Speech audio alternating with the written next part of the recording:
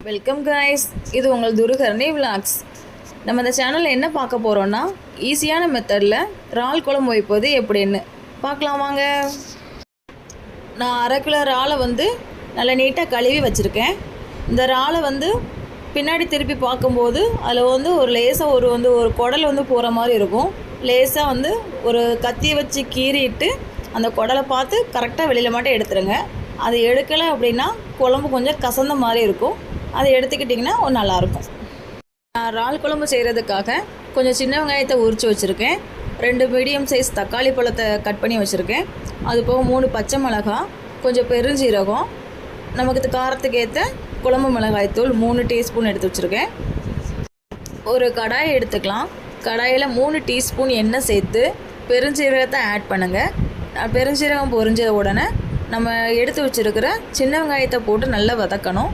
நல்லா சின்ன வெங்காயம் நல்லா பொன்னிறமாக வதங்குற போது நம்ம கட் பண்ணி வச்சுருக்கிற மிளகாய் முதல்ல போடுங்க. மிளகாவும் சின்ன வெங்காயம் நல்லா வதங்கினதுக்கப்புறம் தக்காளி பழத்தை ஆட் பண்ணுங்கள்.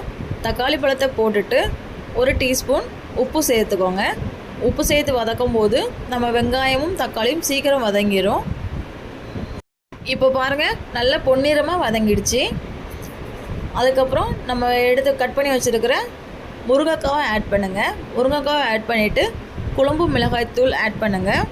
குழம்பு மிளகாய்த்தூளையும் முருங்கைக்காவையும் மிக்ஸ் பண்ணி விட்டுட்டு நம்ம தேவைக்கேற்ப தண்ணி ஆட் பண்ணுங்கள். எல்லாமே சேர்ந்து நல்லா கொதி வரட்டும். கொதி வந்தவுடன் நம்ம கழுவி வச்சுருக்கிற இறாலை ஒன்று ஒன்றா உள்ளே ஆட் பண்ணுங்கள். இறால் ஒரு 7 நிமிஷம் நல்லா வேகட்டும். அதுக்குள்ளே நம்ம தேங்காய் அரைச்சிட்டு வந்துடலாம். தேங்காய் அரைக்கிறதுக்கு நான் ஒரு மிக்ஸி ஜாரில் தேங்காய் கொஞ்சம் எடுத்துருக்கேன். அதில் கொஞ்சம் சீரகமும் கொஞ்சமாக பெருஞ்சீரகமும் ஆட் பண்ணி நல்லா ஃபைன் பேஸ்ட்டாக நல்லா அரைச்சி வச்சுருக்கேன். இப்போது அரைச்சி வச்சுருக்கிற தேங்காவை உள்ளே ஆட் பண்ணுங்கள். தேங்காய் ஆட் பண்ணதுக்கப்புறம் குழம்பு ரொம்ப கட்டியாக இருந்துச்சுன்னா கொஞ்சமாக தண்ணி ஊற்றி கொஞ்சம் மிக்ஸ் பண்ணிக்கோங்க. தேவைக்கேற்ப உப்பு பார்த்துக்கோங்க. நல்லா கொதிக்கும் போதே வாசனை சூப்பராக இருக்குங்க.